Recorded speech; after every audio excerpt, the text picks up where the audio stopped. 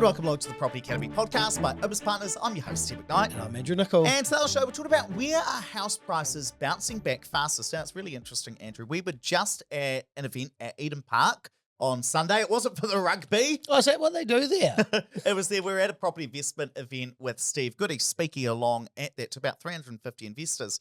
And just before I went on stage, I started crunching the numbers of, well, which areas are bouncing back fastest. And I was really surprised about how fast some areas really are bouncing back. The bottom of the market has completely been and gone in some parts of New Zealand, not so much in others.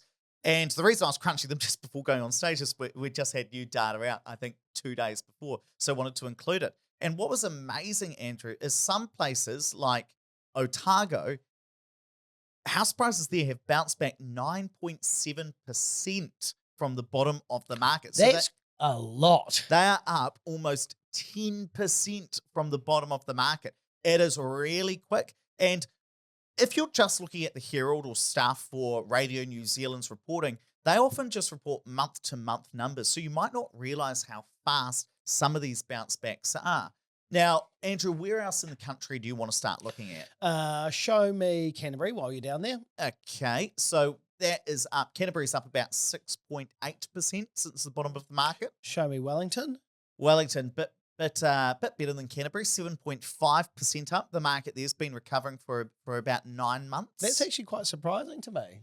Well, the thing about Wellington is house prices have fallen quite a bit there, so there's a bit to bounce back. But some places, like the top of the South Island, so that's kind of Nelson, Marlborough, Tasman and the West Coast, property prices up there as a whole are only up 3% since the bottom of the market. So they definitely haven't been increasing as fast at the top of the South Island. And same with the Bay of Plenty. House prices up there only 2.4% over the last 9 months after the market bottomed out. So there's a bit of a mixed bag. Some places like Auckland are up 6% in 9 months, which is really, really quick growth, whereas some parts of the country aren't up much at all. Now, Andrew, does that surprise you, specifically that Otago, Wellington, Canterbury, they're doing well, but the top of the South Island and Bay of Plenty aren't? Well, Canterbury, that's probably less of a surprise because we've considered that undervalued for a while. Wellington does surprise me quite a bit, and so does Otago, actually. But then I guess Otago is quite a large region, right? So there'll be areas that are being pulled up, and then areas that are pulling down. Yeah, that's the really important point. So if you think about it, Otago, you've got Queenstown in there. Remember, Queenstown property prices didn't fall that much at all. So if they're going up a bit, that's really going to help the average out. Dunedin City itself is actually up 9%. Dunedin is going really, really strong. But I wouldn't look at this data and think, oh my God, Otago's going really well, so I need to go buy anywhere in Otago. Yeah. Well, Otago includes Balclutha, which is a tiny little town. It includes Alexandra in central Otago. Cromwell. Well, Cromwell, my understanding is Cromwell's going quite well, but there will be variation across the regions. Even if you think, so Balclutha might not be doing so well, even though Dunedin's doing really well. So that's just where you've got to be a little bit careful about, well, what does it mean for the properties you're buying? Even if you think about somewhere like the Waikato, Waikato is a huge region. It goes all the way from Taupo all the way up to Pocono. We're talking about probably a 3-hour or so drive at least. So just be a bit careful when you're looking at regional data. But I do want to look at just how fast some of that growth really is. So Otago, as we said, up 9.7 in just 13 months, and Auckland up almost 6% in 9 months. Remember, at an average year, we kind of say Auckland's going to be 6%. And the fact that it's done it in 9 months, that is really, really quick. And I also think about the fact that this data will include all types of properties, including properties that don't go up as quickly. So apartments, for example. Yeah, if I recrunch these numbers without the apartments in there, and maybe I should do that, that might be a better measure, you'd probably see that some of this would be a little bit faster as well. The other thing that I'm just picking up is note how a place like Wellington has been bouncing back for 9 months and property prices are up 7.5%. So the Wellington's upturn is 4 months shorter than Otago. So Otago's been bouncing back for 13 months, so it bottomed out earlier. Wellington only 9 months. So that's part of the reason that Otago property prices have bounced back more. because the upturn, the recovery has been going on longer because Otago property prices bottomed out a little bit earlier. It's the same with a place like Taranaki. Taranaki's upturn or recovery has only been going on for about the last 6 months. And the fact that property prices are up 4.4% in 6 months is really, really quick. That is almost the same speed as Otago. The only thing is that property prices bottomed out a little bit later, and so the recovery has been going on for a shorter period of time. So that's where you just, again, when you're interpreting this for your own property investment strategy, I'm not saying go buy an Otago because property prices have bounced back the most. Actually, some other region might be better for you, but it just gives you a sense of what's bouncing back, because I think some of us probably haven't cottoned on to how fast this recovery really is going on. Now, Andrew, as I've been saying, all of this data is well and good, but how do you actually use it? I think actually probably if you're sitting there and you've been on the fence for a while waiting to time the market, this is the data that tells you missed the bottom of the market. Like, you need to actually start investing now because we're in the recovery. And it's really interesting because I think there's a lot of people that are a bit skeptical about this bounce back. I know in some of the Facebook chat groups that I've been listening to, reading the comments there, people are saying, no, the property market's still going to drop another 10%. I don't think there's any truth in that whatsoever. Yeah, I think that bottom of the market opportunity is gone, certainly in Otago. And even if you think about all of those regions I just talked about, 6 months is the shortest length of the upturn, right? So Waikato and Taranaki, those are the areas where the upturn or the recovery period has been going on for the shortest amount of time, and it's 6 months. It's quite funny as well that you're talking about people being a bit skeptical about whether property prices are recovering or whether they're going to keep going down. I've seen on YouTube quite a few comments on our videos talking about a dead cat bounce. Now, Andrew, do you know what a dead cat bounce is? Oh, you're making me think about Monty again. So Andrew is a real cat person. Yes. He loves them, probably more than his partner or his daughter. So a dead cat bounces. Imagine I've got a cat here that is no longer with us.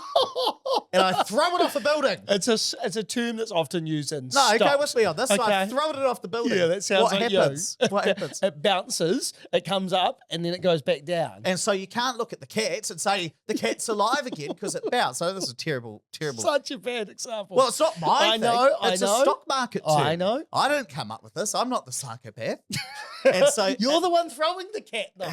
Well, what you've got to be careful about when you see a bump in the market is then thinking the market's back alive, we're going back up, the good times happen. A dead cat bounce is when prices go up a little bit and then they start falling again. This is more of a term we hear when people are talking about stocks, because the market for shares goes up and down every single day. And in fact, throughout the whole day, right? The price of shares will go up and the price of shares will go down many, many times throughout the day.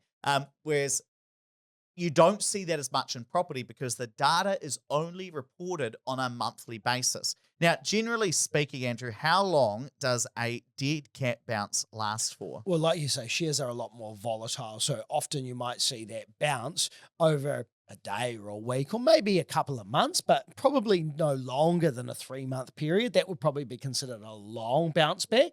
Whereas with property, we're talking, or with these numbers with property, we're talking about kind of a 6-month bounce back. I think that would suggest that this is actually a recovery rather than a blip in the data. Yeah, I tend to agree with you. I don't think this is a dead cat bounce. It's been going on for at least 6 months. In the case of Otago, and you can even see this little graph here, Andrew, property prices have been trending up in Otago. Wellington, they've been trending up over the last 12 months. Same with Canterbury. Some places are going a little bit more sideways, places like Bay of Plenty, places like Tasman West Coast. But in most of these regions, I mean, even if you think Otago property prices only fell 8%, now they've bounced back 9.7%. Prices are higher in Otago now than they were at the previous peak of the market, right? The market is 100% recovered in Otago as a region as a whole. Maybe not in every single specific area, but as a whole, the region is fully recovered. Yeah, and this is where using this data is really important to kind of recognize that we're in recovery, but not necessarily make your investment decision purely on this data. So that doesn't mean people should go out there and just buy up in Otago, because it might not necessarily fit the other criteria that you might apply to making a good investment decision. Well, especially because even if you think about something like Dunedin, property prices have bounced back 9%. That's great. The market has bounced back 9%. But if you're buying now, you didn't get that 9% bounce back. Yeah. You know, that bounce back, or some of that bounce back, a good amount of it, has already happened. So where has the bounce back not happened yet? And where do you expect property prices to do quite well over the next 5, 10, 15 years? Because if you're investing in property, it's not like a share where you buy and sell it every day, and you can buy it today, it goes up over the next week, then you sell it for more money, and you've made a quick profit. That's not what happens in property, because the markets are a lot slower. Plus, you've got transaction costs. If you want to sell a house, it's going to take you 2 months. You're going to have to pay a real estate agent. You're going to have to pay a lawyer. You're going to have to pay some staging fees, and you might have to pay a break fee to the bank, depending on what happens. So there are a lot of differences between trading shares and trading property. So I do think this is absolutely the message that if you're thinking about investing, you're sitting on the sideline, assuming that you can afford the contributions right now, because that's the downside of investing right now, you do have to start investing if you want to get to as close to the bottom of the market as you can, because you already missed it. I think the other main thing is these are the sort of numbers that you wouldn't actually see on a New Zealand Herald or a stuff.co.nz. You're probably not going to see reported in the main newspapers, because every region bottomed out at a different time. And I love journalists. I work with a number of journalists. Well, I wouldn't say I love all of them, but I like most of the ones I work with. Who don't you are like? Nice to me. No, not no. He's not a property journalist, so that doesn't matter. But journalists are not necessarily spreadsheet people, and so may not even have access to some of this data.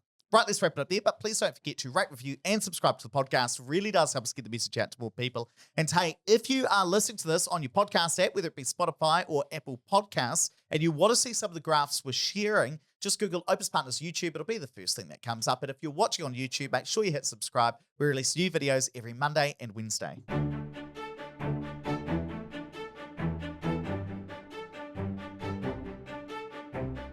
Thanks for listening to the Property Academy podcast. I'm your host, Steve McKnight. And I'm Andrew Nicol. We're going to be back again tomorrow with even more daily strategies, tactics, and insights to help you get the most out of the New Zealand property market. Until next time.